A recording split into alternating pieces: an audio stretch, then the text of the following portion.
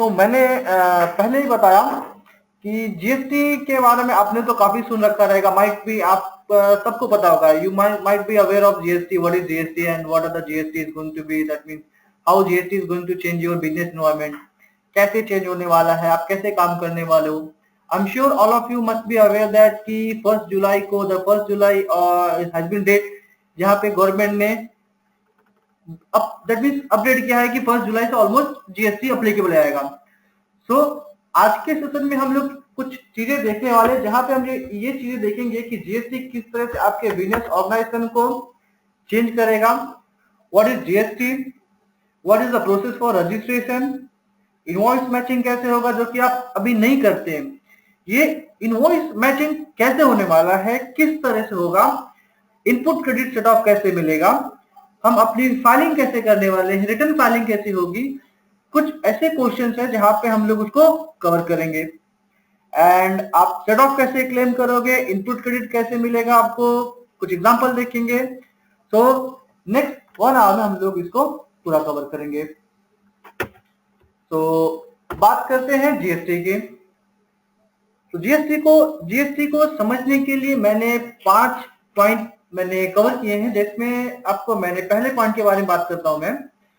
So GST is a kind of indirect tax. GST आपका एक indirect tax है जिसका एक ही फंडा है, जिसमें उन्होंने एक ही चीज को फॉलो किया है कि that is going to be one nation one tax. अब ये वन नेशन वन टैक्स का कहने का मतलब ये है दैट इज कि गवर्नमेंट चाहती है कि if you are in Chennai, if you in Baroda, आप देश के किसी भी स्टेट में रहो, same kind of tax and same kind of rate should be applicable.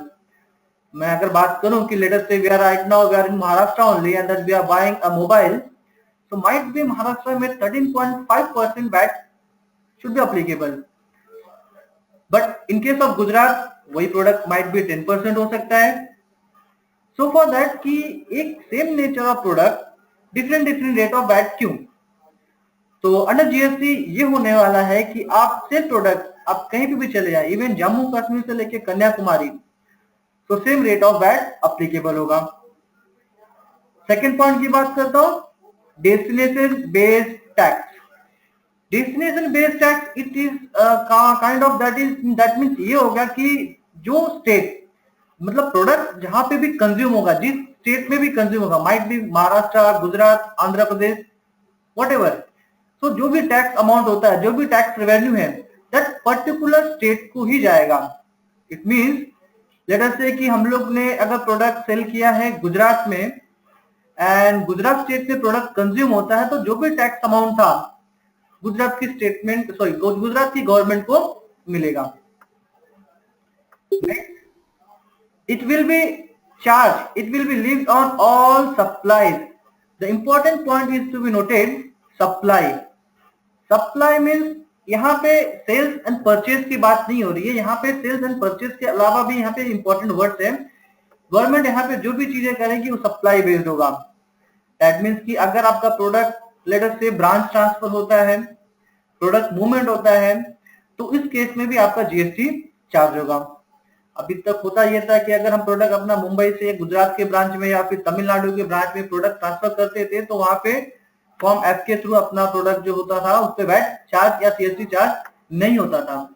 But yes, आपका stock transfer that is called branch transfer अगर होगा, एक स्टेट से दूसरे स्टेट में अगर प्रोडक्ट जाता है तो उस केस में भी जीएसटी चार्ज होगा। तो यहाँ पे मैंने साफ साफ लिख रखा, it will be charge on all supply with the seamless flow of credit for both goods and services. Next, only value addition will be tax same as VAT. जैसे वैट में सिर्फ वैल्यू एडेड पे ही tax लगता है, उसी तरह से जो भी वैल्यू एडिशन होगा प्रोडक्ट के ऊपर, उसी तरह से अमूल सर आपकी बात आई कि भिवंडी में कैसा होने वाला है कि आपका Mumbai to Bhiwandi same state हो गया। सेम स्टेट होने की वजह से होगा क्या कि आपका जीएसटी नंबर जो होगा वो सेम होगा, तो इस केस में आपका प्रोडक्ट के ऊपर टैक्सेस माइट भी चार्ज नहीं होंगे। ये बात हो रही है कि डेस्टिनेशन बेस्ड के हिसाब से। डेस्टिनेशन बेस्ड मतलब एक प्रोडक्ट एक स्टेट से निकल के दूसरे स्टेट में जाता है, तो वहां पे आपका रजिस्ट्रेशन नंबर अलग होगा।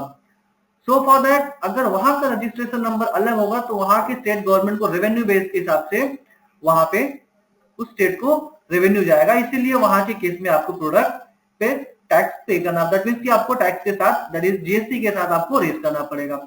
यस, आपके और भी क्वेश्चन है कि इनकेस और भी मतलब इन महाराष्ट्र के अंदर मेरे मल्टीपल ब्रांचेस है, भिवंडी है या फिर मेरे ऑफिसेस हैं, डेफिनेटली मैं उन सब सारे के सारे क्वेश्चन के आंसर मैं करूंगा। यस, इंटर स्टेट ट्रांसफर के लिए और भी क्वेरीज होंगे, मैं देन आपके जो भी आपसे रिक्वेस्ट है कि आप एक पेन पेपर पे अपनी जितनी भी क्वेरीज हैं उसको लिस्ट डाउन कर लेंगे, तो इट विल बी बेटर कि मैं वहां पे आपके सारे प्रॉब्लम का answer one by one cover कर सकता हूँ। माइट भी सेशन के अंदर आपकी कुछ क्वेरीज ऐसे हों जो पेंडिंग रह जाए, तो कोई इशू नहीं है, मैं अपनी ईमेल आईडी लास्ट में शेयर करूंगा जहां पे आप वन बाय वन सारी क्वेरीज मुझे मेल कर सकते हैं। इफ इट इज ओके तो हम लोग आगे बढ़ते हैं, क्योंकि आई थिंक हम लोग 30 मिनट्स पहले से ही लेट हो चुके हैं। So if you don't mind हम लोग आगे बढ़ते हैं, आपकी क्वेरीज का मैं डेफिनेटली आंसर करूंगा।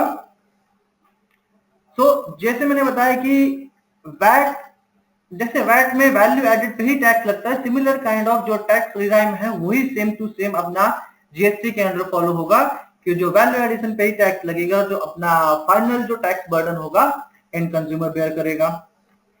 And definitely GST is going to replace जो करंट में टैक्स स्ट्रक्चर चालू है, जैसे कि एक्साइज ड्यूटी हो गई, सर्विस टैक्स हो गया, CVD, these are the taxes जो कि जीएसटी के थ्रू रिप्लेस हो जाएंगे। तो अगर बात करते हैं तो करंट में दो तरह के, अगर देखिए दो देखा जाए, इफ इट इज कि what are the tax structure, what is the current tax structure, तो दो तरह के टैक्स स्ट्रक्चर जो है इंडिया में अप्लीकेबल है, that is central and state.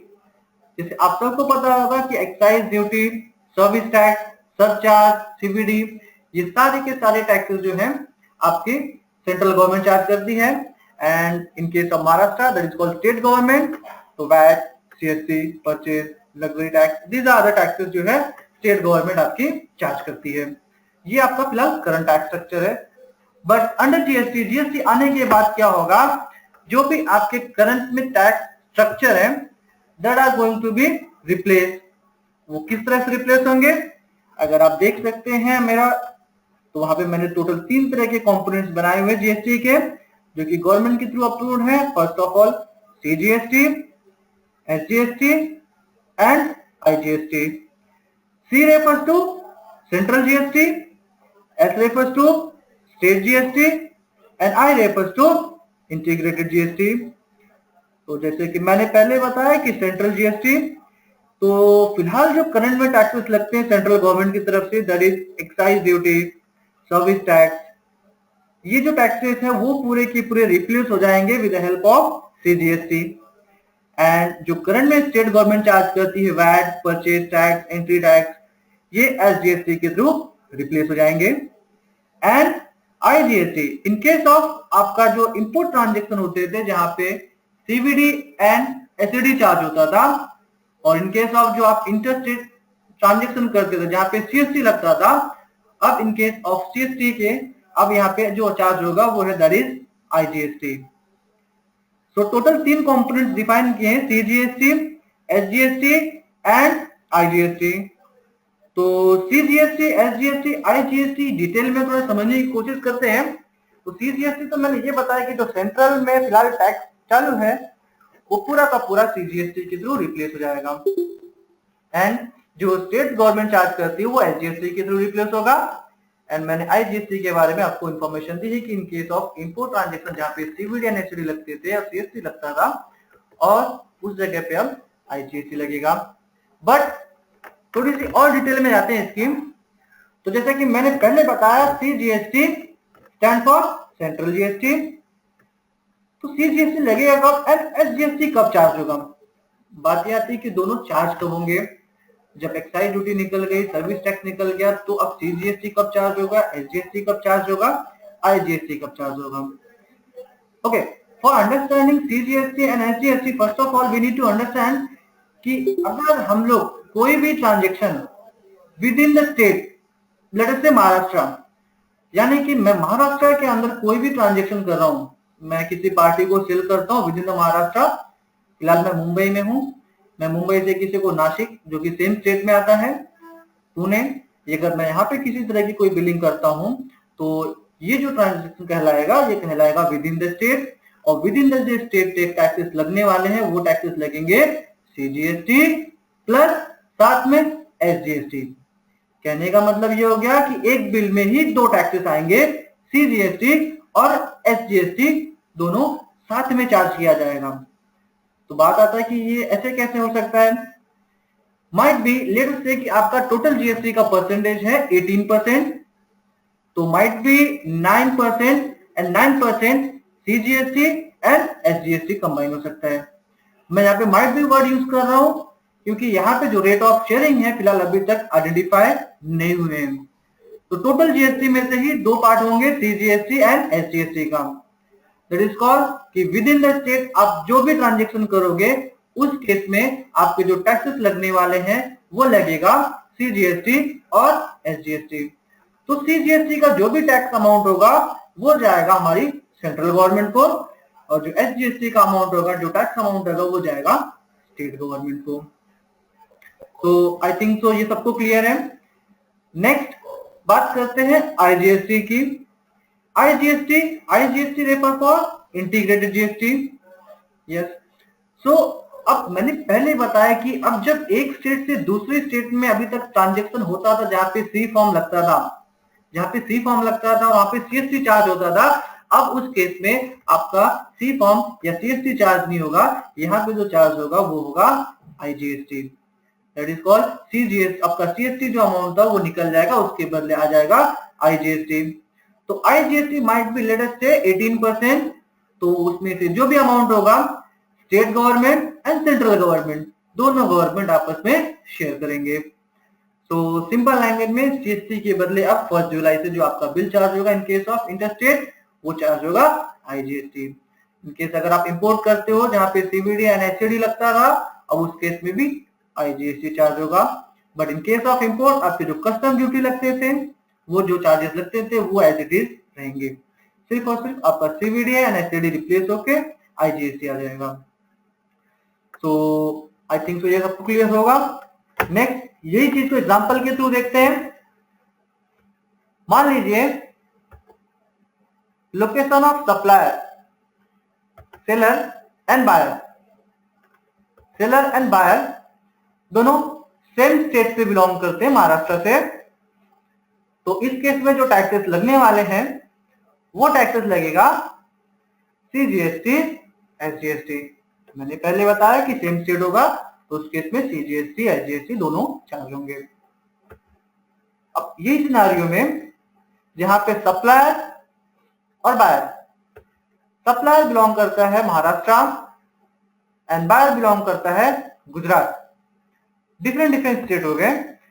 तो इस केस में आज तक सीएसटी लगता था, लेकिन अब ये इन case of inter state transaction जो चार्ज होगा आईजीएसटी।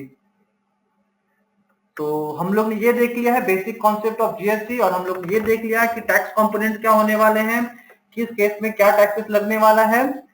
अब आगे हम लोग ये देखेंगे कि किस तरह से जीएसटी आने से आपका जो cascading effect that is called tax on tax effect निकलेगा। तो मैंने कुछ एग्जांपल लिया हुआ है जहां पे मैं आपको एक्सप्लेन करने की कोशिश करूंगा कि टैक्स ऑन टैक्स इफेक्ट किस वजह से अभी फिलहाल के प्रोडक्ट के कॉस्ट को इंक्रीज करता है, जो कि जीएसटी आने से उसका वैल्यू या फिर टैक्स ऑन टैक्स का इफेक्ट था वो निकल जाएगा। Let us say there is a car manufacturer जिसकी कार की कॉस्ट है 4 लाख रुपीज। मैन्युफैक्चरर ने जब प्रोडक्ट अपना कार सेल किया है डीलर को, at the time of selling the product he has charge excise duty as well as VAT.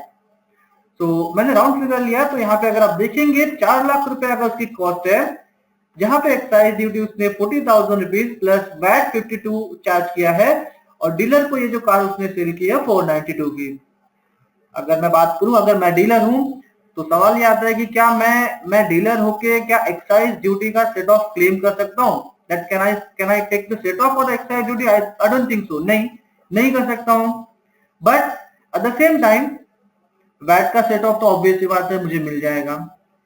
In that case अगर एक्साइज ड्यूटी का जो दैट इज कॉल्ड 40,000 रुपीज का अगर सेट ऑफ मुझे नहीं मिलता है, then definitely it is going to increase my cost of product. So that means my car cost is going to be raised by 40,000 and it should be now 4,40,000. आप देख सकते हैं कि डीलर के अंडर में मैंने कार की cost 4 lakh plus 40,000 rupees charge की है। अब बीइंग एज अ डीलर मैं अपनी प्रॉफिट मार्जिन ऐड करूंगा, सेल प्राइस डिसाइड करूंगा एंड वैट चार्ज करके फाइनल कंज्यूमर को प्रोडक्ट ऑलमोस्ट 5,42,000 का सेल करूंगा। ये करंट टैक्स स्ट्रक्चर फॉर्मेट है जहां पे डीलर एक्साइज ड्यूटी का सेट ऑफ नहीं ले पाता है।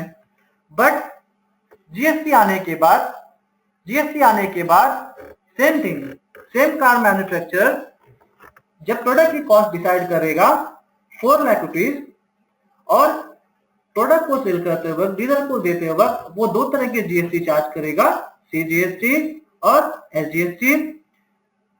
जब ये प्रोडक्ट डीलर के पास जाएगा, बीइंग एज अ डीलर, मैं डीलर हूं तो मैं सोचूंगा सीजीएसटी एसजीएसटी क्या मुझे दोनों सेट ऑफ मिलेगा? यस, मुझे दोनों का सेट ऑफ मिलेगा। दैट मीन्स कि I can take the set off CGST as well as SGST. It means my cost is not going to increase. मेरी जो कार की कॉस्ट होगी 4 लाख की 4 लाख होगी। ऑब्वियसली बात है, जब यहाँ पे कार की कॉस्ट इंक्रीज नहीं हुई, मैंने अपना मार्जिन ऐड किया, सेल प्राइस डिसाइड किया, सीजीएसटी एसजीएसटी चार्ज किया, that is tax on tax का इफेक्ट निकल गया और यहाँ पे जो कार पहुंचेगा फाइनल कंज्यूमर को ऑलमोस्ट 536 का। दैट मीन्स कि अब डीलर को ये बेनिफिट हो गया कि जो एक्साइज ड्यूटी यहाँ पे उसको एडिशनल कॉस्ट के तौर पे बेयर करनी पड़ती थी और एक्स्ट्रा चार्ज करना पड़ता था, वो यहाँ पे टैक्स ऑन टैक्स का इफेक्ट निकल चुका है। तो कुछ इस तरह से जीएसटी आने के बाद आपका टैक्स ऑन टैक्स और कैस्केडिंग इफेक्ट रिमूव हो जाएंगे।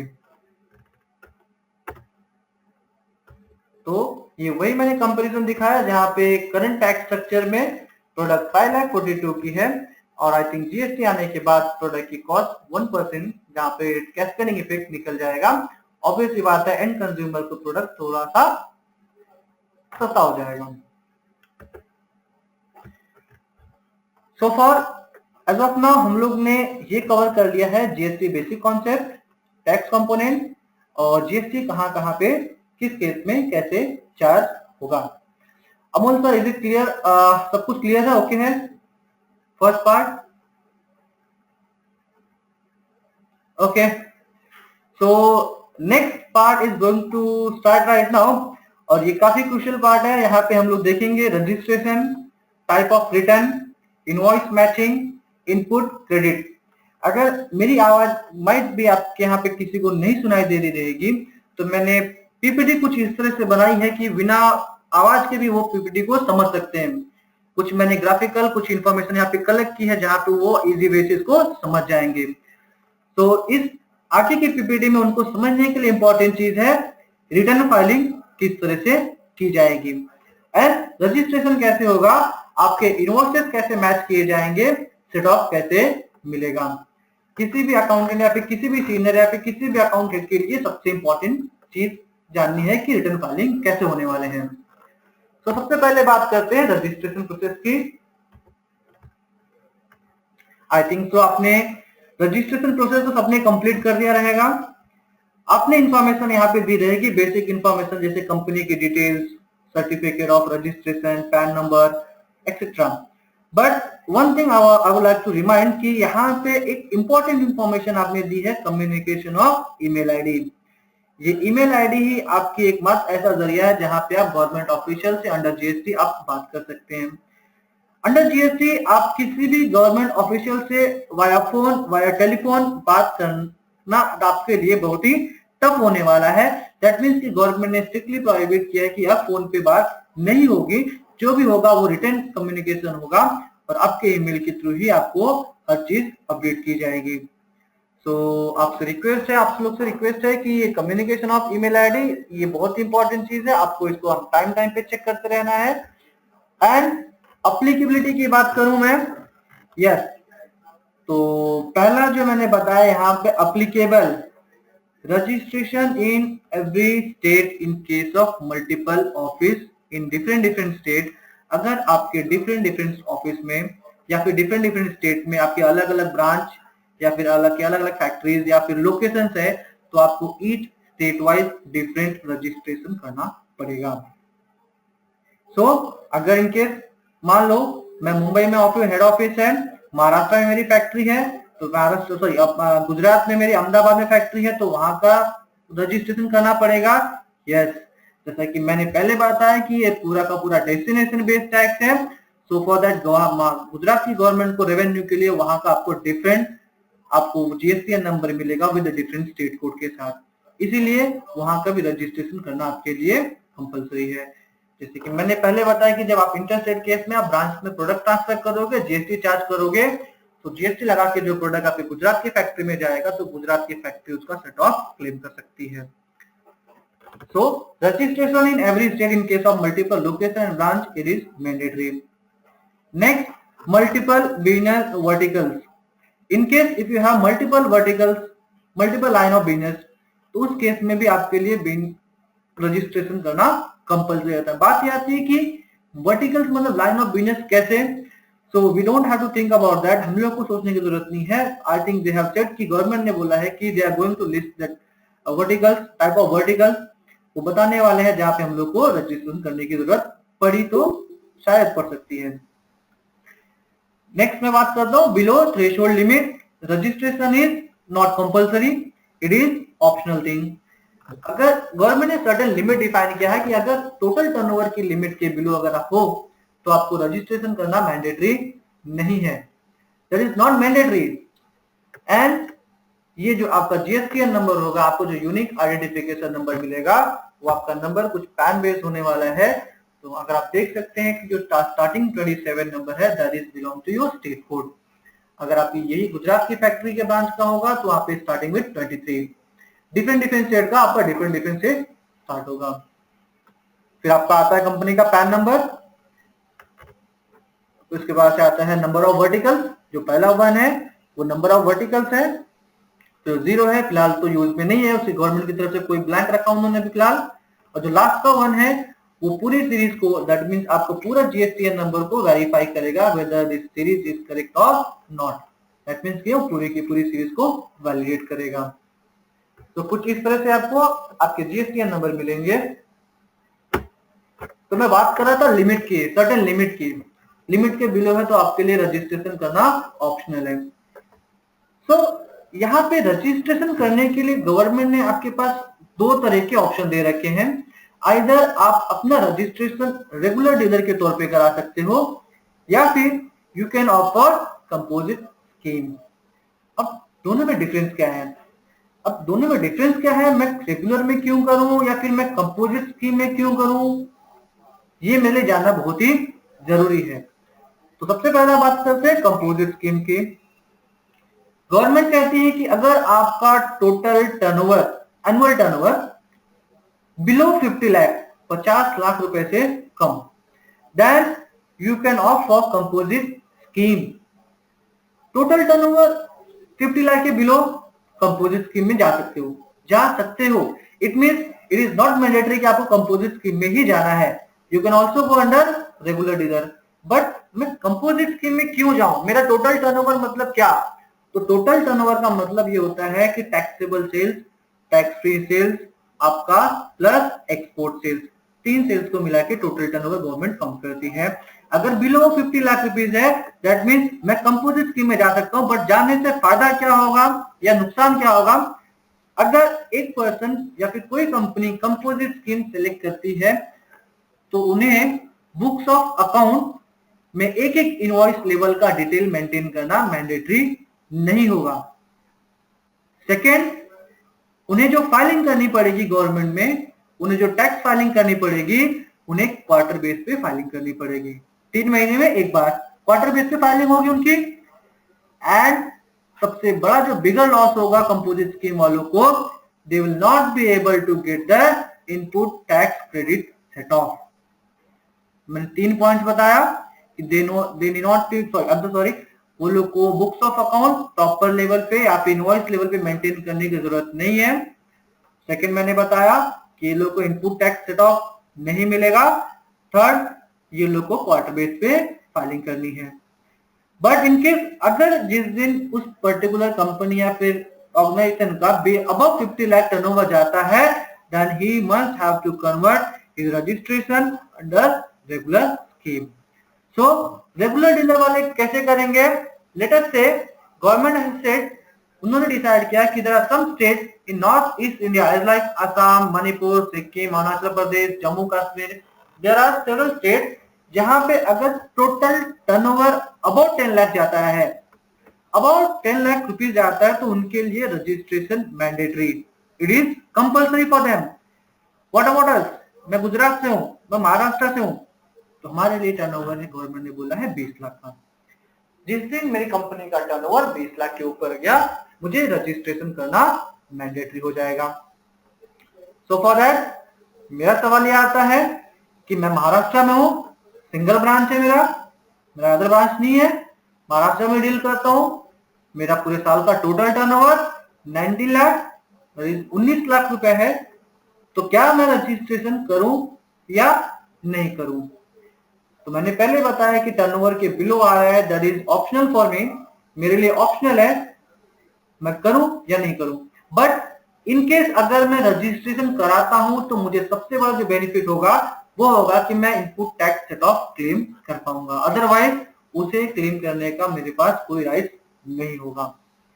तो ये मैंने आपको बता दिया रजिस्ट्रेशन प्रोसेस, किस तरह से इसकी लिमिट डिफाइन की है गवर्नमेंट ने। आगे की स्लाइड में मैं आपको बता रहा हूं कि दोनों में डिफरेंस क्या है। जैसे कि रेगुलर डीलर बताया कि रेगुलर डीलर आप आसानी से input tax credit set of कर सकता है, and composite scheme input tax set off claim नहीं कर पाएंगे। रेगुलर डीलर वाले पर्सन को मंथली बेस पे रिटर्न फाइलिंग करनी होगी, जबकि कंपोजिट वालों को क्वार्टर बेस पे, रेगुलर वालों को ईच एंड एवरी ट्रांजेक्शन का इनवॉइस डिटेल सबमिट करना पड़ेगा, जबकि मैंने पहले बताया कंपोजिट वालों को इनवॉइस लेवल की डिटेल मैंडेटरी नहीं होगी। So this was the registration process, जहां पे मैंने दोनों दिखा दिया। बीइंग आपकी ऑर्गेनाइजेशन, आप डिसाइड कर सकते हो कि रेगुलर में जाना है या कंपोजिट में जाना है, बट आई थिंक सो आप सबने पहले से डिसाइड कर लिया रहेगा और आप सबके सब रेगुलर डीलर में ही जाओगे। कंपोजिट स्कीम में जाने से सबसे बड़ा नुकसान ये है कि अपना इनपुट टैक्स सेट ऑफ नहीं मिलेगा, एंड डेफिनेटली अगर वो नहीं मिलेगा तो मेरा एडिशनल कॉस्ट होगा तो प्रोडक्ट का कॉस्ट बढ़ जाएगा, एंड ऑब्वियसली बात है एंड कंज्यूमर प्रोडक्ट उतना कॉस्ट बेयर नहीं कर सकता है। नेक्स्ट, अब हम मूव करने वाले हैं टाइप्स ऑफ रिटर्न। ये सबसे इंपॉर्टेंट स्लाइड है, सबसे इंपॉर्टेंट चीज है यहाँ पे आपको रिटर्न फाइलिंग करने से पहले मैं आप लोग को कुछ चीजें शेयर करना चाहूंगा।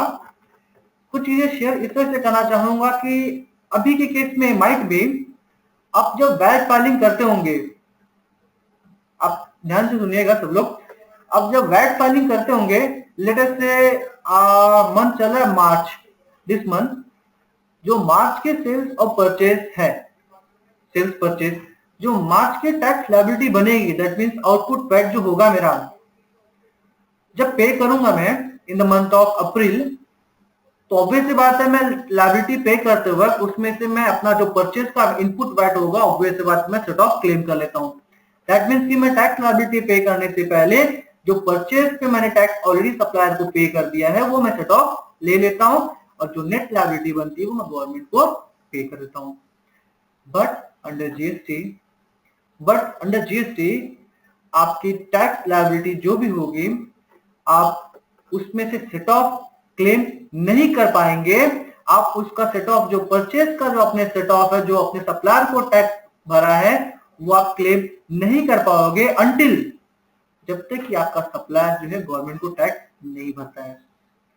तो इंपॉर्टेंट चीज बता रहा हूं आपको मैं कि आपका जब सप्लायर टैक्स भरेगा तो ही जाके आपको सेट ऑफ मिलेगा, अदरवाइज आपको सेट ऑफ मिलने वाला नहीं है।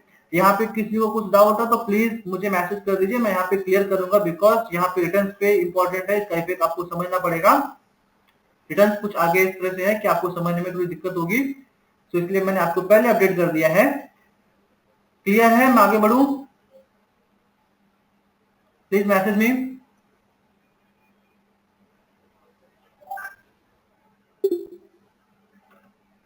Okay fine, so yes Amol sir, you are absolutely right. हम लोग को मिलेगा नेक्स्ट मंथ परचेज का जो होगा सेट ऑफ नेक्स्ट मंथ मिलेगा। तो आपके पॉइंट को मैं थोड़ा सा और एक्सप्लेन करता हूं कि लेटर से जुलाई में जीएसटी एप्लीकेबल हो गया। यस यस यस, आप absolutely right sir. Late us से एग्जांपल के तौर पे आपको समझाता हूं मैं। लेट अस से जुलाई में मेरा जीएसटी एप्लीकेबल हो गया। July is the first month of GST and July के बाद जो मेरा पेमेंट आएगा अगस्त में आएगा। सॉरी, अगस्त में मुझे फाइलिंग करनी पड़ेगी। सो जुलाई का जो भी परचेज पे टैक्स मैंने पे किया सप्लायर को एंड सेल के टाइम पे जो मैंने टैक्स कलेक्ट किया है कस्टमर से, वो पेमेंट करूंगा मैं अगस्त में। सो एट द सेम टाइम जब मैं टैक्स मैं पे करूंगा अपने कस्टमर्स का, एट द सेम टाइम मेरा सप्लायर भी मेरा टैक्स गवर्नमेंट को पे कर रहा होगा।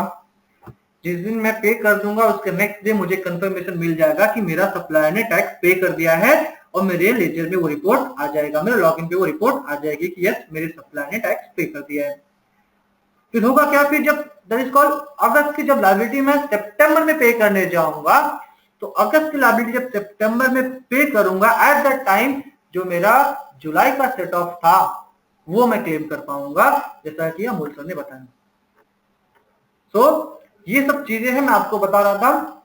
सेकेंड थिंग मैं आपको एक और चीज बताना चाहता हूं यहाँ पे कि आपकी जो इनवॉइसेस फाइलिंग होने वाली है, यहाँ पे आपको एक एक इनवॉइस का रिपोर्ट अपडेट करना पड़ेगा। और यहाँ पे कुछ फाइलिंग इस तरह से है कि आपका जो भी मिस्टेक है वहीं पे सॉल्व होंगे। आप मैनुअल फाइलिंग नहीं कर सकते हो, आप manual books of account maintain नहीं कर सकते हो। थर्ड एंड इंपॉर्टेंट थिंग, आप रिवाइज फाइलिंग नहीं कर सकते हो। तो बात यह थी कि रिवाइज फाइलिंग नहीं होगी तो कैसे होगा। तो सिस्टम कुछ इस तरह से बना हुआ है, आप अगर थोड़ा सा इस पे फोकस करेंगे तो आपको समझ में आ जाएगा फाइलिंग कैसे होने वाली है। कुछ इस तरह से बना हुआ जहां पे आपको फाइलिंग पूरी की पूरी प्रोसेस करनी पड़ेगी। तो मूव करते हैं, बात करते हैं। जैसे कि एग्जांपल के तौर पे पहले समझ लीजिए कि मान लीजिए जुलाई से, दिस इज जुलाई मंथ, और जुलाई की यहाँ से आज से जुलाई में ही जीएसटी एप्लीकेबल हो गया है। तो जुलाई महीने में जो भी मेरा सेल्स परचेस होने वाला है उसका हम लोग लायबिलिटी जो मंथ फाइलिंग करेंगे नेक्स्ट मंथ में करेंगे। तो नेक्स्ट मंथ में जो फाइलिंग करेंगे तो हम लोग को सबसे पहले जो फाइलिंग करनी पड़ेगी वो है नेक्स्ट मंथ की सबसे पहली जो डेट आएगी वो आएगी 10th ऑफ अगस्त। मैं जुलाई को मान के चल रहा हूं कि जीएसटी जुलाई में अप्लीकेबल हो गया है, तो 10th ऑफ अगस्त को मुझे फाइलिंग करनी पड़ेगी। तो जो पहली फाइलिंग है उसका नाम है जीएसटीआर 1। मान लीजिए आपने मुझे एक प्रोडक्ट बेचा है फॉर द मंथ ऑफ जुलाई, तो आपने जो बेचा है आपको सारे के सारे सेल्स और सप्लाई आउटवर्ड, आपने जितने भी गुड्स बेचे हैं या फिर आपने जितनी भी सर्विस आउटवर्ड की है, सिंपल लैंग्वेज में आपने जितना भी सेल किया for the month of July, अगस्त में सबसे पहले आपको उसका एक एक इनवॉइस का डिटेल सिस्टम पे अपलोड करना पड़ेगा इन फॉर्म ऑफ जीएसटीआर 1।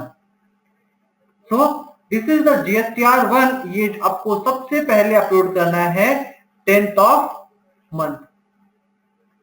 जुलाई का है तो 10th ऑफ अगस्त, अगस्त का तो 10th ऑफ सितंबर।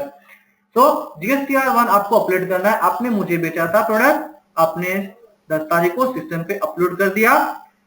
नेक्स्ट क्या होगा, नेक्स्ट होगा क्या कि आपका सेल बिल है, अगर आपने प्रॉपरली अपलोड किया है तो आपका बायर दैट इज मी, मैं अगर मैंने आपसे बाय किया है तो मेरे लॉगिन पे एक रिपोर्ट आएगी, सिस्टम जनरेटेड रिपोर्ट आएगी, that is called GSTR 2A। A refers to auto populated report. थोड़ा सा मैं स्लो जाऊंगा यहाँ पे क्योंकि ये इंपॉर्टेंट रिपोर्ट है। तो जैसे ही आपने अपना सेल्स बिल का रिपोर्ट अपलोड किया, मंथ के नेक्स्ट दैट मीन्स की नेक्स्ट डे 11th को आपके कस्टमर, दैट मीन्स मैं आपका कस्टमर था, मुझे ऑटोमेटिक मेरे लॉगिन पे एक रिपोर्ट मिल जाएगी कि मेरे किस सप्लायर ने अपना सेल बिल सिस्टम पे अपलोड किया है, that is called GSTR 2A। जहां पे ऑटो पॉपुलेटेड रिपोर्ट है, तो ये रिपोर्ट का मैं क्या करूंगा, बीइंग एज अ कस्टमर, या फिर आप भी कस्टमर हो सकते हैं, मैं कस्टमर हूं, तो मैं इस रिपोर्ट का करूं क्या। सवाल आता है कि इस रिपोर्ट का करूं क्या। इस रिपोर्ट करना क्या है, इस रिपोर्ट को अपने परचेज रजिस्टर के साथ रिकंसाइल करना है। रिकंसाइल करेंगे कि कहीं मेरे कोई सप्लायर ने कोई इनवॉइस मिस तो नहीं कर दिया, जीएसटीआर 1 अपलोड करते हुए किसी ने कोई मिस तो नहीं कर दिया। तो दैट इज इंपॉर्टेंट। ये जीएसटीआर 2 जो रिपोर्ट आएगी वो रिपोर्ट हमें उससे अपने परचेज रजिस्टर को मैच करना पड़ेगा। मान लीजिए किसी XYZ पार्टी ने मुझे प्रोडक्ट बेचा था, उन्होंने सिस्टम के अंदर इनवॉइस अपलोड नहीं किया। अगर नहीं किया तो ऑब्वियसली बात है मेरा परचेस रिपोर्ट है, परचेस है, मेरा सेट ऑफ चला जाएगा। सो दैट गवर्नमेंट बोलती है कि फाइन, अगर किसी ने कोई मिस्टेक भी कर दी है तो भी कोई हम लोग को प्रॉब्लम नहीं है। मेरे पास ऑप्शन है कि अगर मेरे किसी सप्लायर ने कोई भी रिपोर्ट अपलोड नहीं किया है, कोई इशू नहीं, मैं GSTR 2A रिपोर्ट को ही मॉडिफाई करके उसमें जो भी बिल या फिर इनवॉइस मिसिंग है वो उसमें ऐड कर दूंगा। नाउ 15 को फिर मैं क्या करूंगा, my complete inward supply, simple language में परचेज। तो मैं 15 तारीख को क्या करूंगा, अपने परचेज यानी कि इनवर्ट सप्लाई के रिपोर्ट अपलोड करूंगा सिस्टम पे। ध्यान दीजिएगा, 10 तारीख को आपने सेल भी किया है, फिर उसके बाद 15 तारीख को आप अपने परचेज और इनवर्ट सप्लाई के गुड्स ऑफ सर्विसेज के आप रिपोर्ट अपलोड करोगे। तो मैंने जैसे कि बताया कि आप सबने कर दिया था GSTR 1 अपलोड, मुझे GSTR 2A दिखा, उसमें से मिस्टर XYZ का एक बिल इनवॉइस मिसिंग था, मैंने उसमें ऐड कर दिया और GSTR 2 कंप्लीट परचेज मैंने क्या किया, सिस्टम पे अपलोड कर दिया। अब बात यह आती है कि जो XYZ जिन्होंने मिस कर दिया था इनवॉइस अपलोड करने में, उनका क्या होगा, क्योंकि मेरा परचेज है, मेरा सेट ऑफ चला जाएगा। बट मेरा परचेज है, मैं सेट ऑफ मैंने GSTR 2 में डाल दिया। तो जैसे ही मैंने वो GSTR 2 सिस्टम पे डाला तो नेक्स्ट 16 को ऑटोमेटिक 15 के बाद जो आएगा नेक्स्ट 16 को ऑटोमेटिक अब मिस्टर XYZ को एक ऑटोमेटिक ऑटो पॉपुलेटेड रिपोर्ट दिखेगा, उसका नाम है GSTR 1A, A for auto populated. That means कि मिस्टर XYZ को अब वो रिपोर्ट दिख रहा होगा कि उन्होंने वो बिल अपलोड करते वक्त GSTR 1 अपलोड करते वक्त मिस कर दिया था। माइट भी वो इंटेंशनली कर सकते हैं या फिर उससे मिस्टेक की रहेगी, कोई भी जानबूझ के तो नहीं करना चाहेगा, लेकिन ठीक है माइट भी तो मिस्टेक हो गई, कोई इशू नहीं है। तो मिस्टर XYZ को वो रिपोर्ट दिखेगा GSTR 1A, जहां पे वो एक्सेप्ट करेंगे कि हाँ उनसे GSTR 1 अपलोड करते वक्त ये बिल मिस हो गया था। तो कोई बात नहीं, उनके पास राइट्स होंगे जहां पे वो GSTR 1A को एक्सेप्ट करेंगे और अप्रूव करेंगे, सो दैट अप्रूव करते ही वो बिल उनके GSTR 1 में ऐड हो जाएगा और मुझे उसका सेट ऑफ मिल सकता है। दैट मींस कि ही हैज एक्सेप्टेड कि उन्होंने प्रोडक्ट सेल किया था और मेरा वो परचेज है। तो बात हो गई 10 तारीख को GSTR 1 सेल रिपोर्ट हो गया सिंपल लैंग्वेज में, 15 तारीख को मेरा परचेज रिपोर्ट हो गया और साथ साथ में बीच में मेरे 2 ऑटोमेटिक रिपोर्ट आए हैं जहां पे मुझे वेरीफाई करना है। तो सेल आपने मैच कर लिया है, परचेज मैच कर लिया है, आपके सप्लायर और कस्टमर से पूरा का पूरा लिंक हो गया। आई थिंक आपको समझ में आ गया रहेगा क्योंकि आपका इनवॉइस आपके सप्लायर और आपके कस्टमर से मैच होने वाला है। अगर आपने कोई मिस्टेक की या फिर आपने तो कोई इनवॉइस मिस हुआ तो आपका कस्टमर अपलोड कर देगा, या फिर अगर आपके सप्लायर ने कोई इनवॉइस मिस किया तो आप अपलोड कर दोगे। अगर किसी ने अपलोड नहीं किया, अगर उसने अप्रूव नहीं किया होता, उसने नहीं माना होता, तो फिर क्या होता, तो फिर उस केस में गवर्नमेंट हमारी हेल्प नहीं करती। गवर्नमेंट बोलती सिंपल लैंग्वेज में दैट इज योर लुकआउट, वो हमारा अगर एक्सेप्ट नहीं करते तो मेरा जो सेट ऑफ था उस पे चला जाता, वो सेट ऑफ मुझे मिलेगा नहीं। तो बात आती है कि मैं लॉस क्यों उठाऊं, मेरा सेट ऑफ नहीं मिलेगा, कोई इशू नहीं है। आप इस तरह से टर्म्स डिफाइन कर सकते हो कि मिस्टर XYZ प्लीज पहले आप जाके टैक्स पेमेंट करो, उसके बाद मैं आपका फाइनल पेमेंट करूंगा, या फिर मैं सर्टेन पोर्शन ऑफ अमाउंट आपका बाद में पेमेंट करूंगा टैक्स पे करने के बाद। That is your lookout. आप इस तरह से डिसाइड कर सकते हो, या फिर अगर आप पूरा पेमेंट कर देते हो उसके बाद भी अगर नहीं करते तो नेक्स्ट टाइम ऑब्वियसली बात आप उनसे डीलिंग नहीं करोगे। दैट इज योर कंपनी की पॉलिसी हो सकती है। बट यहाँ पे फाइलिंग कुछ इस तरह से करनी है आपको। GSTR 1 हो गया, फिर 2 हो गया, एंड ये होने के बाद क्या करना है आपको, तो मैंने पहले ही बताया कि जुलाई मंथ की जो भी टैक्स लायबिलिटी होगी सेल्स के ऊपर, आपने जो भी टैक्स कलेक्ट किया होगा अपने कस्टमर से, पूरा का पूरा उसको पे करना पड़ेगा। पूरा का पूरा जब पे करोगे, जब लायबिलिटी पे करोगे, उस टाइम पे आपको जो फाइलिंग अपलोड करनी है that is called GSTR 3। GSTR 3 monthly return, आपने जो भी परचेस एंड सेल्स आउटपुट किया था वो मैच करने के बाद आपको टैक्स लायबिलिटी पूरी पे करनी है, पूरी की पूरी पे करनी है। फॉर द स्टार्टिंग में तो पूरा का पूरा ही पे करना पड़ेगा, सेट ऑफ तो मिल लेना नहीं है अपने को, तो स्टार्टिंग मंथ में पूरी लायबिलिटी पे करनी है। उस लायबिलिटी को पे करने टाइम पे जो हम लोग फाइलिंग अपलोड करेंगे उसका नाम है GSTR 3। ये कब करना है? डेडलाइन 20 तारीख, महीने की 20 तारीख को करना है। तो आपकी सबसे जो पहले फाइलिंग होने वाली है वो होने वाली है अगस्त मंथ में। आपकी पहले फाइलिंग की प्रैक्टिस आपकी अगस्त मंथ में होगी। तो अगस्त मंथ में आप जो 20 तारीख को टैक्स पेमेंट करोगे, जुलाई में जितना भी सेल किया रहेगा उसकी टैक्स लायबिलिटी पूरी की पूरी आप पे करोगे। परचेज का सेटअप आपने नहीं ले पाया यहाँ पे, आप मैंने पहले बताया था उसका परचेज का सेटअप आपको नेक्स्ट मंथ मिलेगा, because at the same time 20th को आपका सप्लायर भी आपको टैक्स पे कर रहा होगा। और जैसे ही उसने 20th को टैक्स पे कर दिया, 21st को मुझे लॉगिन में दिख जाएगा यस मेरे सप्लायर ने टैक्स पे कर दिया है। और फिर जब अगस्त की लायबिलिटी सितंबर में पे करने की बारी आएगी तो मुझे सेटअप मिल जाएगा। अगर किसी ने बात आती है, किसी ने चलो ठीक है कोई मिस्टेक से अगर किसी का मिस हो गया या फिर किसी ने अपलोड नहीं किया, उसका क्या होगा? उसके लिए भी गवर्नमेंट ने खास इंतजाम कर रखा है, उनको एक नोटिस आएगी in form of GSTR 3A। So who has not made the payment or who got failed to furnish the return under section 27 and 31, जिन्होंने नहीं किया उनको उनके मेल आईडी पे एक नोटिस आएगी in form of GSTR 3A। तो ये तो हो गई मंथली फाइलिंग की बात। आपको मंथ में याद आया, आपको अब समझ में आ गया रहेगा आपका इनवॉइस कैसे मैच हो रहा है, पूरा का पूरा कैसे ट्रैक हो रहा है। आपको मंथ में फाइलिंग जो करनी है सबसे पहले 10 तारीख को करना है, फिर 15 को करना है, फिर उसके बाद 20 को करना है। और ये फाइलिंग तो आपके एक ब्रांच की हो गई, अगर दूसरे स्टेट में है तो वहां की फाइलिंग तो आप सोच लीजिए कैसे होने वाली है। दैट मीन्स कि आपके टीम में प्रॉपर कोऑर्डिनेशन होना चाहिए, प्रॉपर प्लानिंग होनी चाहिए, because without coordination and planning आप ये चीज थोड़ी सी आपके लिए टफ हो जाएगी। किस तरह से फाइलिंग होगी आपको प्लान करना पड़ेगा। मैं अगर बात करूं, अगर बीच में कोई हॉलीडेज आ गए 15 से 20 के बीच में, तो फिर आपके लिए और भी प्रॉब्लम क्रिएट होगी। संडे हो गया, तो डेफिनेटली अगर गवर्नमेंट की तरफ से कुछ नेशनल हॉलीडेज है या फिर कुछ क्राइसिस है जहां पे गवर्नमेंट की तरफ से है, तो डेफिनेटली आपको मेल में अपडेट किया जाएगा दिस मंथ की फाइलिंग एग्जैक्टली इस डेट पे होगी। सो फॉर दैट मैंने पहले बताया था आपको मेल आपको चेक करते रहना है। इनकेस आपका इंटरनल लुकआउट है तो गवर्नमेंट ऑब्वियस बात आपसे फाइन लेगी, उस केस में गवर्नमेंट आपकी हेल्प नहीं कर सकती है। तो ये मंथली फाइलिंग की बात हो गई। तो क्या इतनी फाइलिंग करनी है? 12 multiplied by 3 is equal to 36 filing, और साथ साथ में मुझे ऑटो पॉपुलेटेड रिपोर्ट भी देखते हुए चलना है जी। ये तो मंथली फाइलिंग हो गई। नेक्स्ट आपको एक और फाइलिंग करनी है at the end of financial year.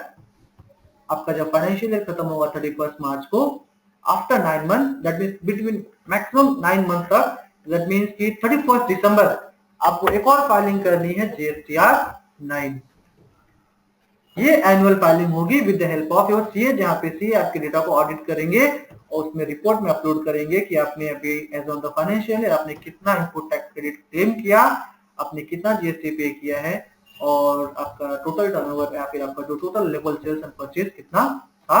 ये फाइलिंग करनी है आपको फाइनेंशियल ईयर एंड होने के बाद, यानी कि 31 मार्च को अगर आपका फाइनेंशियल ईयर क्लोज होता है तो आपको 9 मंथ के अंदर, with in the 9 month, that is in 31 दिसंबर तक आपको फाइलिंग करनी पड़ेगी। तो ये हो गई बात फाइलिंग की।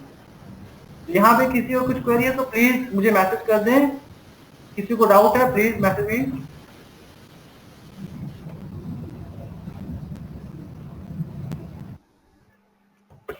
ओके गुड, ठीक है। तो इसी फाइलिंग को हम लोग थोड़े से और डिटेल्स में जाते हैं। माइट भी जिसको आवाज नहीं जा रही होगी, जिन्हें समझ में नहीं आ रहा होगी चीजें, उनके लिए भी हम लोग ने इंतजाम किया है। उनको हम ऑडियो या फिर उनको कुछ विजुअलाइज इफेक्ट दिखाएंगे जहां पे वो चीज समझ सकते हैं।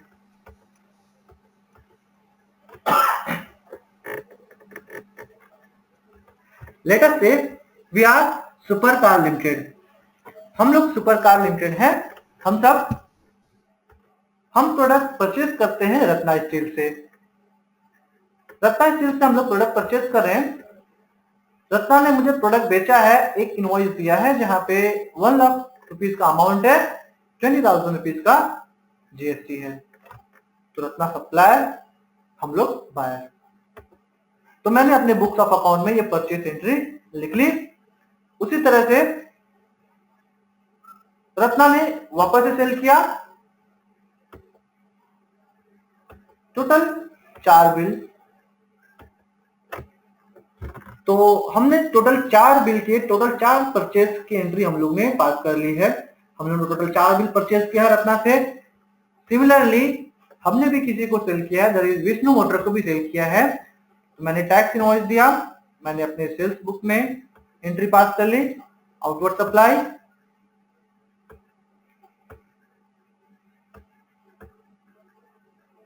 So for the month of July, we are Supercar Limited, हमने बाय किया प्रोडक्ट रत्ना स्टील से। एट द सेम मंथ हम लोग ने सेल भी किया है विष्णु मोटर को। There are 4 purchases and there are 4 sales. Total 4 purchase and 4 sales है for the month of July. अब जुलाई की फाइलिंग मैंने जैसे कि पहले बताया अगस्त में की जाएगी। तो सबसे पहला जो डेट होगा वो आएगा 10th ऑफ अगस्त।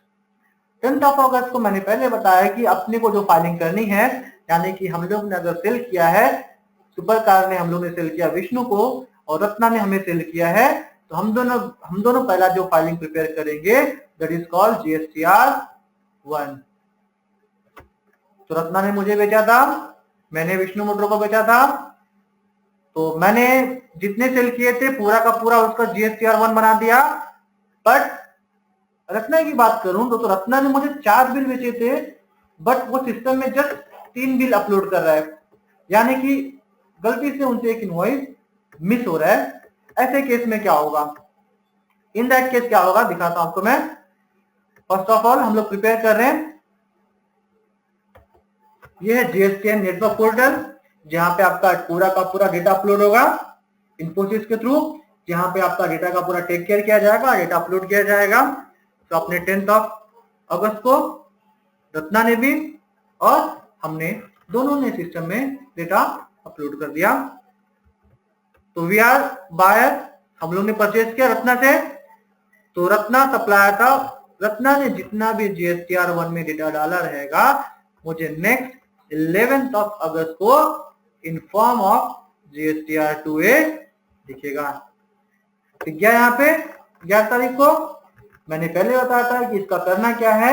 ये सबसे इंपॉर्टेंट रिपोर्ट है, बिकॉज मुझे यहाँ से चेक करना है कि मेरे किस किस सप्लायर ने प्रॉपर लेवल पे इनवॉइस अपलोड किया है बेस्ड ऑन देयर GSTR 1। तो मैंने पहले बताया था कि इसको हमें मैच करना अपने परचेज के साथ। ये एंट्री मैच हो गई, ये मैच हो गया, ये मैच हो गया। बट वी फाउंड कि रत्ना ने एक बिल वर्थ रुपीज 1,20,000, जिसमें से 20,000 रुपीज GST था, अपलोड नहीं किया। मैंने बोला था कि अगर उन्होंने अपलोड नहीं किया तो ऑब्वियस सी बात है इसका मुझे सेट ऑफ नहीं मिल पाएगा, we will not be able to claim the set off. Hence I had told you that we have the option to modify the GSTR 2A। हम लोग इसे modify कर सकते हैं and that bill can be added to my GSTR 2A report। और वो report मैंने add कर लिया है। Now it has become GSTR 2, complete purchase inward supply report। What I have to do? फिर डेट चेंज होगी मैक्सिमम 15 को। तो we supercar limited we will upload the inward supply, it means purchase report to GSTN portal once again. हम लोग ने पूरा का पूरा अपलोड कर दिया है। अपलोड करने के बाद हमें लॉगिन दिखाएगा कि now we are eligible for 45,000 rupees input tax credit based on my purchase. Purchase record upload हम लोग ने किया तो हमें दिखा रहा है कि 45,000 रुपीज का आपको सेट ऑफ मिलेगा।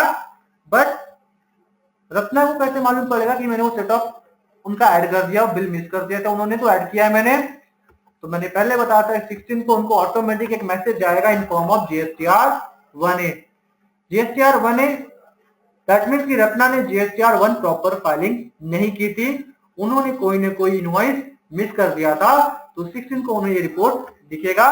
So we have to make follow up with Ratna Steel कि Ratna Steel, Mr. XYZ, you have not uploaded the data, you have not uploaded the invoice of 1 lakh rupees, please accept कीजिए कि आपने इसको miss कर दिया था। तो Ratna Steel have the option कि वो इसे अप्रूव करेंगे। यस, अप्रूव कर दिया उन्होंने, अप्रूव कर दिया। दैट मीन्स कि मेरा परचेज, मेरा सेल्स पूरा का पूरा मैच हो गया। तो सेल्स मैच हो गया, परचेज मैच हो गया। 10th को चला गया रिपोर्ट, 15 को चला गया। नेक्स्ट डेट आता है 20th ऑफ अगस्त। तो 20th ऑफ अगस्त को मैंने पहले बताया था कि बोथ रत्ना नहीं बेचा है, हमने भी बेचा है, तो हम दोनों को पूरा का पूरा टैक्स पे करना पड़ेगा इन फॉर्म ऑफ GSTR 3। तो रत्ना ने भी पे कर दिया, हमने भी पे कर दिया 21 को। नाउ मुझे कंफर्मेशन मिल गया कि मेरा सप्लायर रत्ना ने पूरा का पूरा गवर्नमेंट को टैक्स पे कर दिया है। Now we are eligible for ITC of 45,000 rupees that can be adjusted in the month of September against the liability of August month. So वही फाइलिंग को हम लोग ने with the help of visualize effect के साथ देख लिया। Is it clear to all of you? Okay, thank you.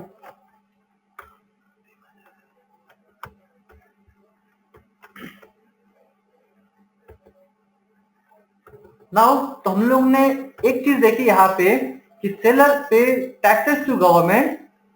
Seller अगर गवर्नमेंट को टैक्स पे करेगा तो ही जाके बायर को इनपुट क्रेडिट मिलेगा, और उनको सेट ऑफ मिलेगा नहीं। तो buyer gets input credit only if seller pays GST।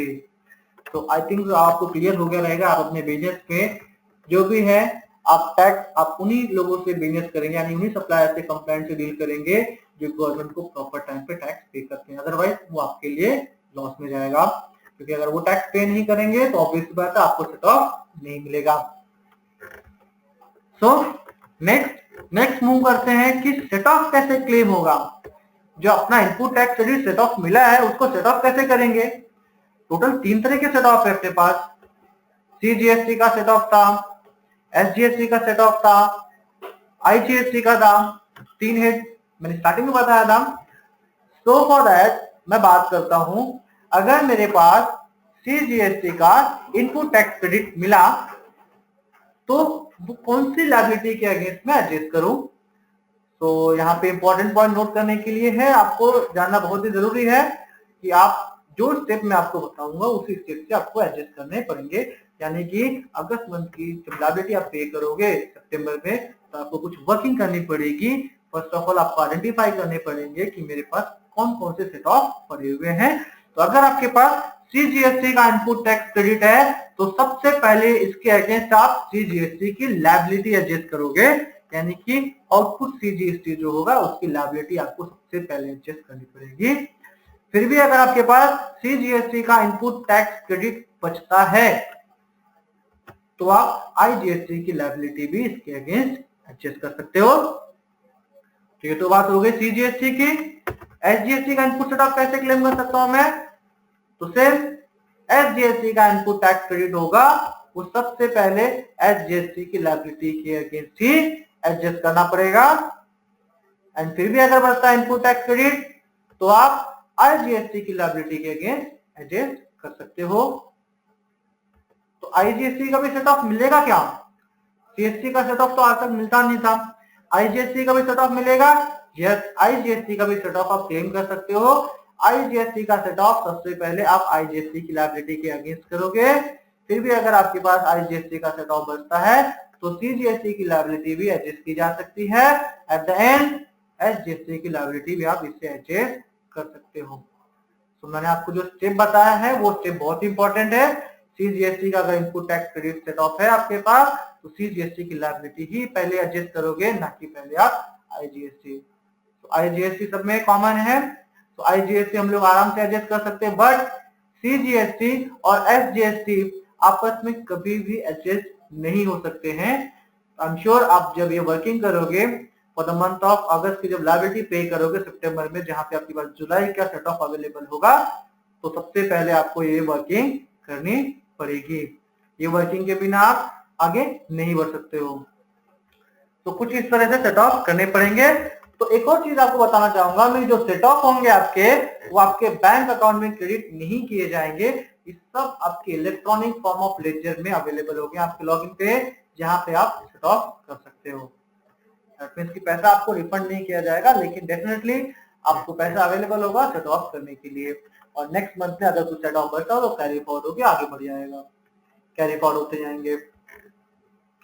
तो अभी तक हम लोगों ने चीज देखी है कि यहाँ पे इनवॉइस लेवल का डिटेल जाता है, एक एक इनवॉइस जा रहा है, और मुझे आई थिंक समझ में आ गया होगा आप लोग को कि ये सब डिटेल मेंटेन करना इतना आसान मैनुअल होने वाला नहीं है। मैनुअल नहीं होगा तो कैसे होगा, पूरा का पूरा टेक्नोलॉजी बेस्ड होगा, क्योंकि आपने देखा रहेगा 10 से लेके 20 के बीच में टैक्स फाइलिंग का डेट है और मैं एक एक एंट्री किस तरह से रिकंसाइल करूंगा परचेज का रिपोर्ट। अगर मेरे कंपनी में 400 या 500 एंट्री आती है रिकंसाइल करने के लिए तो कैसे करूंगा, किसी एक बंदे को लगाना पड़ेगा। अगर वो बंदा परचेज की एंट्री रिकंसाइल करते बैठेगा तो अगस्त मंथ का जो सेल परचेज का नॉर्मल ट्रांजेक्शन है वो कैसे हैंडल किए जाएंगे।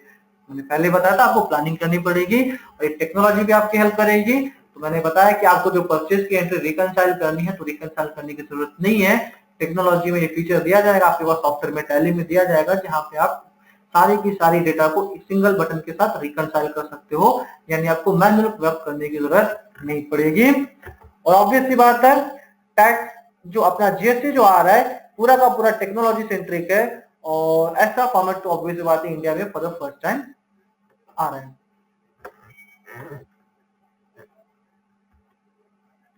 नेक्स्ट बात करते हैं, तो गवर्नमेंट क्या सोचती है, इसके कुछ इंपॉर्टेंट पॉइंट्स क्या है, कुछ एग्जांपल देखते हैं हम लोग यहाँ पे। गवर्नमेंट ने 500 और 1000 के नोट बंद किए, लेकिन ये नोट तो उन्होंने बंद किए बिना बताए। आपने आई थिंक 8 नवंबर को जब न्यूज ओपन किया रहेगा तो आपको मालूम पड़ गया रहेगा कि नोट बंद हो चुके हैं, वो तो बिना बताए किए। लेकिन क्या जीएसटी बिना बताए गवर्नमेंट कर रही है? Definitely not. अगर जीएसटी बिना बताए गवर्नमेंट तो कर नहीं रही है, ऑब्वियस सी बात है 1 साल पहले से 1.5 साल पहले से गवर्नमेंट आपको बता रही है कि जहाँ पे जीएसटी इंप्लीमेंट होने वाला है, so it is our responsibility कि इसको हम लोग एक्सेप्ट करें और अभी उसकी तैयारी पूरी कर दें।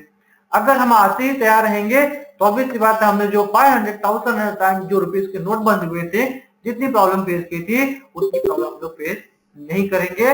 इससे हम लोग ने क्या सीखा, हम लोग ने ये सीखा कि गवर्नमेंट इस मैटर को लेके काफी सीरियस है।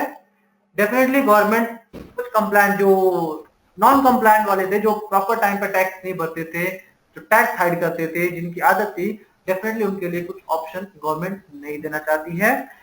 बात करूं अगर जैसे कि तो मैंने बताया कि मेरा डिटेल मेरे से लिंक ना होते हुए आप मेरे सप्लायर से और कस्टमर से लिंक है, अगर मैं कोशिश भी करूंगा कुछ चीजों को अवॉइड करने की तो डेफिनेटली कहीं ना कहीं मेरा सप्लायर और कस्टमर अपलोड कर देगा सिस्टम पे, जहां पे मुझे भी सिस्टम को फॉलो करना पड़ेगा।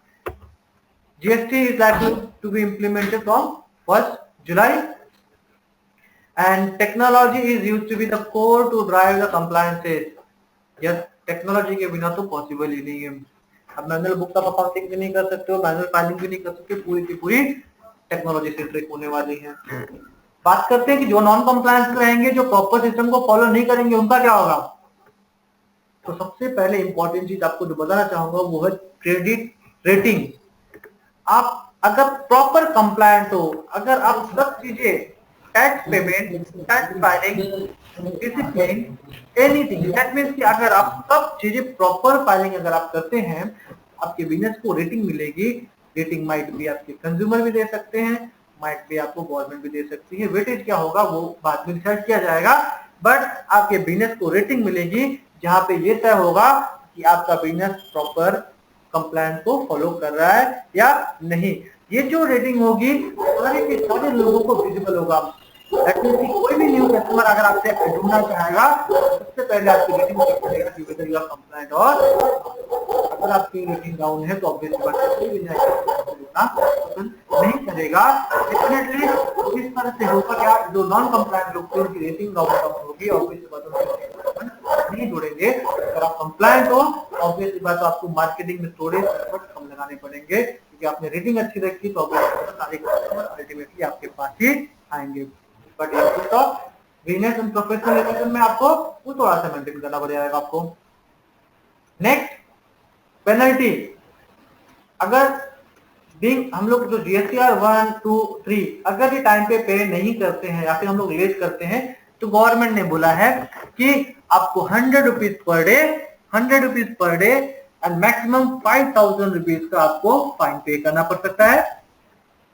But in case of GSTR 9 जो कि एनुअल फाइलिंग है, अगर आप वो फाइलिंग नहीं करते हो, अगर आप फाइलिंग टाइम पे नहीं करते हो तो आपके टोटल टर्नओवर का 0.25% आपको फाइन चार्ज होगा। भले ये अमाउंट 0.25% फिगर छोटी दिखती है, बट आई एम श्योर अपनी कंपनी का टर्नओवर अगर आप माइंड में रखें और सोचे मल्टीप्लाइड करें तो आप डेफिनेटली आप सोच सकते हैं कितना अमाउंट होता है। Next, calculation of registration.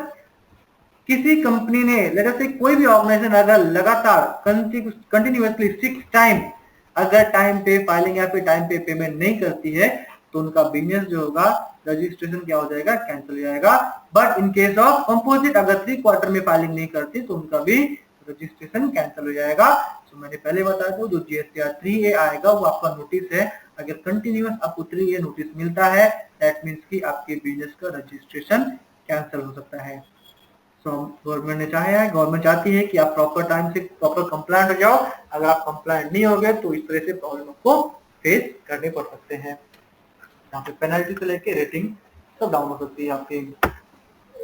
And one more thing, government बताती है कि बैकडेटेड एंट्री का आप यहाँ पे इंफॉर्मेशन नहीं आना चाहिए।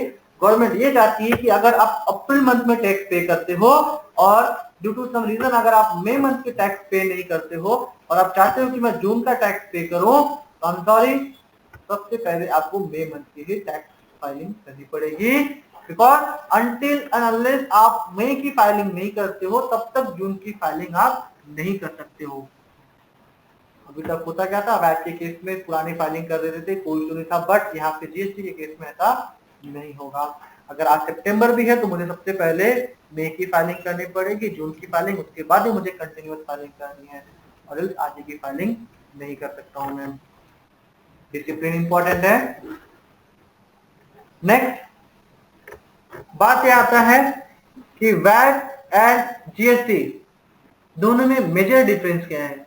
दोनों में डिफरेंस क्या है तो ऑब्वियस बात है आप सबको थोड़ी बहुत इंफॉर्मेशन हो गई रहेगी कि वैट एंड GST दोनों में डिफरेंसेस क्या होने वाले हैं। सबसे पहला डिफरेंस मैंने जो कैच किया है वो है interaction with the government compliances. VAT के अंडर में फाइलिंग तो आई डोंट थिंक तो बहुत ही कम कंपनियां हैं जो खुद से फाइलिंग करती हैं। They definitely take the help of CA या फिर CA को ही फाइलिंग करने के लिए देते हैं, जहां पे हमें गवर्नमेंट के कंप्लायंस से बात करने की जरूरत नहीं पड़ती है। अगर पड़ती भी है तो हम लोग बात नहीं करते, हमारा जो सुपीरियर है या फिर हमारे डायरेक्टर है या फिर CA है वो बात कर लेते हैं। बट अंडर GST आपकी जो टोटल 3 टाइम गवर्नमेंट के साथ इंटरेक्शन होने वाला है इन फॉर्म ऑफ GSTR 1, 2, 3, यानी कि गवर्नमेंट आपके हर एक एक्टिविटीज पे वॉच रखने वाली है। नेक्स्ट, रिटर्न फाइलिंग कैसे होता था अभी तक? महाराष्ट्र में तो एक एक इनवॉइस जाता है अभी, लेकिन गुजरात में या फिर अदर स्टेट में अभी तक हम लोग जो फाइलिंग करते हैं वो समरी बेस करते हैं।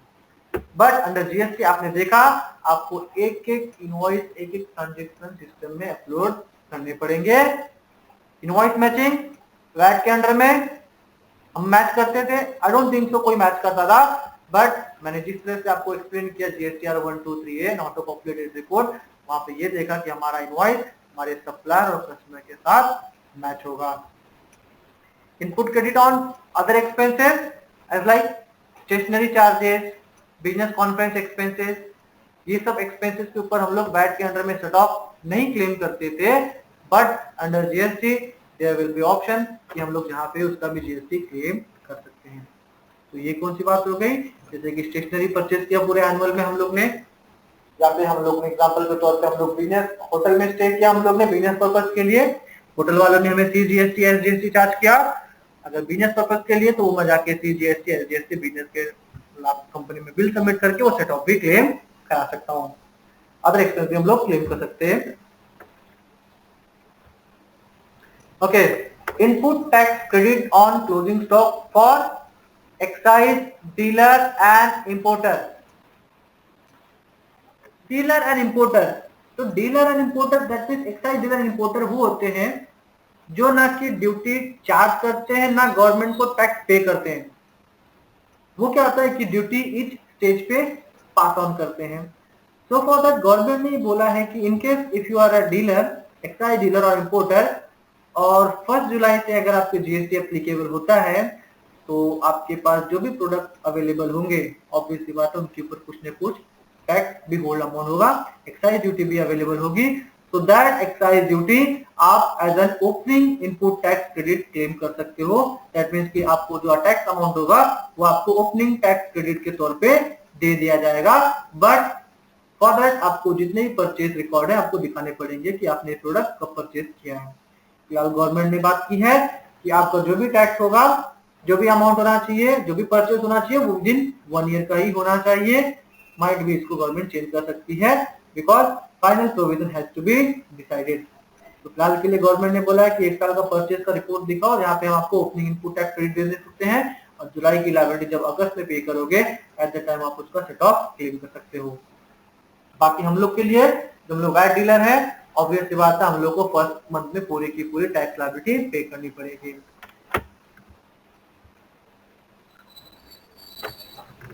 तो ये तो देख लिया हम लोगों ने, जीएसटी कुछ इस तरह से होने वाला है, कुछ इस तरह से चेंजेस होंगे। बात आती है क्या हम लोग तैयार है जीएसटी के लिए? How do I prepare for the change? कैसे तैयारी करें? तो फर्स्ट ऑफ ऑल एक चीज हम लोग को समझ में आ गई है, अगर for the first time tax liability है पे करनी है, तो ऑब्वियस सी बात है मेरा कैश फ्लो डिस्टर्ब हो जाएगा, थोड़ा हैवी कैश फ्लो हम लोग को रखना पड़ेगा। ऑब्वियस सी बात है मेरे जो कस्टमर है मुझे पूरा पेमेंट नहीं करेंगे, मेरा टैक्स अमाउंट होल्ड रख सकते हैं वो लोग, तो फॉर दैट मेरा कैश फ्लो डिस्टर्ब होगा, मुझे थोड़ा सा हैवी कैश फ्लो लेके चलना पड़ेगा। मुझे करना क्या है, सबसे पहला चीज मुझे तो पहले खुद कंप्लायंट होना पड़ेगा, हमें खुद कंप्लायंट होना पड़ेगा, हमें सिर्फ और सिर्फ कंप्लायंट सप्लायर से ही डीलिंग करनी पड़ेगी, बिकॉज अगर मेरा सप्लायर कंप्लायंट है तो ही मुझे जाके सेट ऑफ मिलेगा, और एल्स नहीं मिलेगा। एट द सेम टाइम मुझे अपने कस्टमर्स को भी एजुकेट करना पड़ेगा कि this is the process under GST, कुछ इस तरह से फाइलिंग होगी, सो दैट कस्टमर को एजुकेट करूंगा, सो दैट कस्टमर मेरे साथ बना रहेगा। सप्लायर अगर कंप्लायंट नहीं होता तो डेफिनेटली हम लोग we can look after other supplier, but अगर कस्टमर नहीं होता तो डेफिनेटली हम लोग के लिए कस्टमर ढूंढना है काफी टफ काम है। तो इट इज आवर रिस्पॉन्सिबिलिटी कि ये चीज होनी चाहिए। ओके, तो एक एग्जांपल के तौर पे मैं आपको समझाने की कोशिश करता हूँ कि किस तरह से कैश फ्लो आपका चेंज हो सकता है, बिजनेस का इम्प्लीकेशन कैसे चेंज हो सकता है। कि लेट अस से एक डील हुई है सप्लायर एंड कस्टमर के बीच में, सप्लायर ने प्रोडक्ट दिया है 1 लाख रुपीज का, जिसपे 18,000 रुपीज का जीएसटी चार्ज किया है, और कस्टमर को पेबल अमाउंट बनता है, वो बनता है 1,18,000। तो कस्टमर ने ये कहा सप्लायर को कि mister supplier, I will pay you only 1 lakh rupees, मैं सिर्फ 1 लाख रुपीज पे करूंगा, आपका जो टैक्स अमाउंट है मुझे आप पे पूरा फेथ है, बट फिर भी मैं आपका जो टैक्स अमाउंट है 18,000 रुपीज मैं अभी नहीं पे करूंगा, क्योंकि अगर आपने गलती से अगर टैक्स पे नहीं किया तो मुझे पे करना पड़ जाएगा, मेरा लॉस हो जाएगा, इसलिए मैं क्या करता हूं, वो 18,000 रुपीज आपका होल्ड पे रखता हूं। दैट मीन्स मैंने पूरा पेमेंट नहीं किया, कस्टमर उसने पूरा पेमेंट नहीं किया है, 18,000 रुपीज का अमाउंट होल्ड कर लिया है। तो सप्लायर ने बोला फाइन, नो इशू। सप्लायर क्या GSTR 1 अपलोड किया, eight the same time customer में GSTR 2, जहां पर उसको प्रोविजन इनपुट मिला। सप्लायर ने फिर जाकर टैक्स पेमेंट किया है, और टैक्स पेमेंट करते वक्त ही जैसे कस्टमर को इन्फॉर्मेशन मिल गया कि यस उसके सप्लायर ने 18,000 रुपीज जो टैक्स अमाउंट है वो पे कर दिया, तो जाके कस्टमर ने सप्लायर को रिमेनिंग अमाउंट पे कर दिया। दैट मीन्स कि सप्लायर को थोड़ा सा कैश फ्लो बढ़ा के चलना पड़ा, उन्होंने एक्सपेक्ट किया था कि एक 1,18,000 आएगा, बट 1 लाख रुपीज में ही से टैक्स पे किया, सो देन लेटर ऑन उनको जाके 18,000 रुपीज कस्टमर से रिसीव हुआ। कुछ इस तरह से आपका कैश फ्लो या फिर पेमेंट टर्म या फिर आप बोलो तो पेमेंट पॉलिसी चेंज हो सकती है। डेफिनेटली आपको भरोसा होगा आपके सप्लायर पे, बट इन केस अगर आप डिसाइड करते हो कि नहीं हम पेमेंट टर्म इस तरह से डिसाइड करेंगे, फुल पेमेंट नहीं करेंगे, जब तक कि सामने वाला टैक्स नहीं पे करेगा हम उसका पूरा पेमेंट नहीं करेंगे।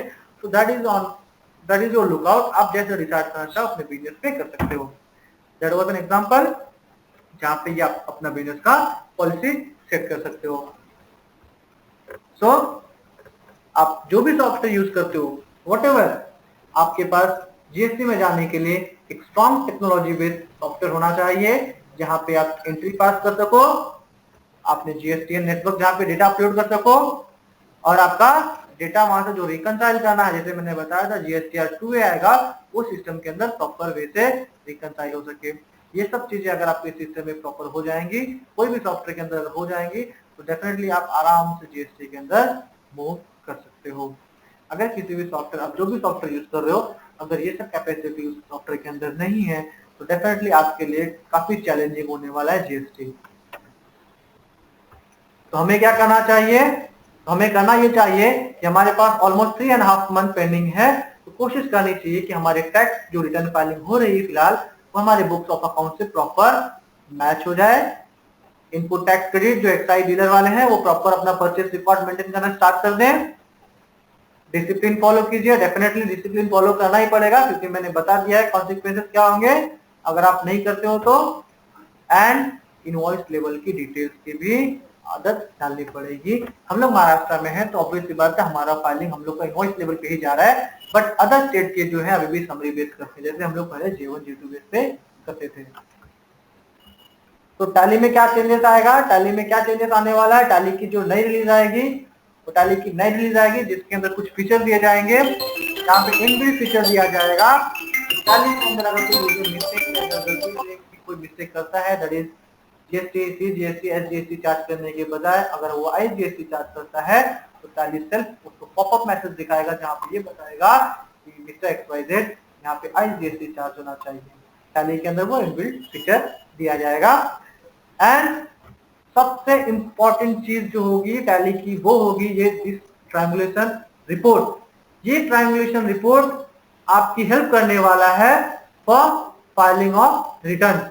अगर आपके यूजर ने कुछ भी मिस्टेक की है, any kind of mistake in the month of, जो भी फाइलिंग मिस्टेक की है एंट्री पास करते वक्त, का जीएसटी नंबर रॉन्ग है, पार्टी का स्टेट कोड रॉन्ग है, कुछ मिस्टेक कर दी है, अमाउंट मिस्टेक कर दिया है, तो भी हमें वरी की जरूरत नहीं है। हम यहाँ पे ट्रायंगुलेशन रिपोर्ट में आके हम यहाँ से सिंगल क्लिक पे उसको पूरी की पूरी एरर को रेक्टिफाई कर सकते हैं और रेक्टिफाई करने के साथ साथ पूरी की पूरी जीएसटी की जो रिटर्न फाइलिंग है जीएसटीआर 1, 2, 3 एंड 9 सारा का सारा रिटर्न फाइलिंग हम यहीं से करेंगे।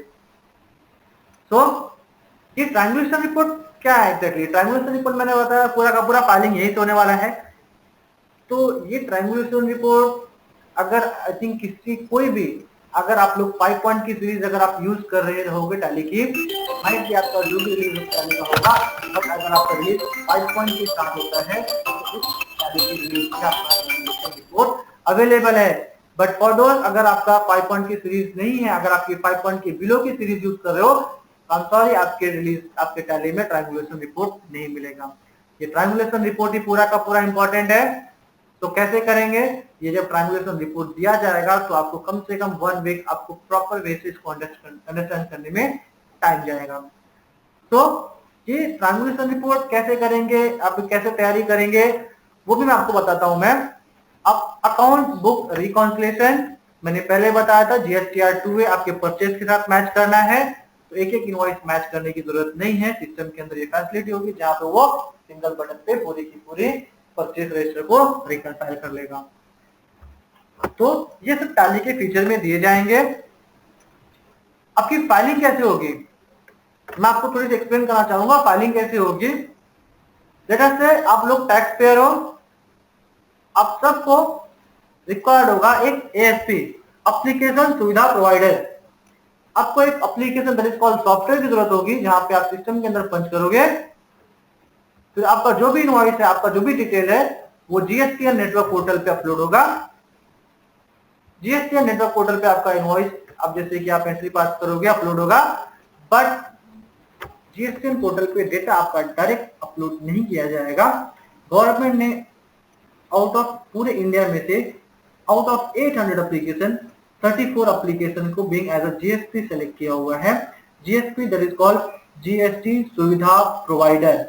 जीएसटी सुविधा प्रोवाइडर का वर्क ये है कि लोगों को एजुकेट करना, लोगों को जीएसटी के बारे में एजुकेट करना, उनकी हेल्प करना। आपकी जो भी टैक्स फाइलिंग होगी पहले जीएसटी के पास जाएगी, फिर जीएसटी के थ्रू डेटा अपलोड किया जाएगा, सो दैट इन केस अगर आपकी कुछ करेक्टनेस है, आपकी कुछ मिस्टेक्स है तो वो वहीं पे रेक्टिफाई कर लिए जाएंगे।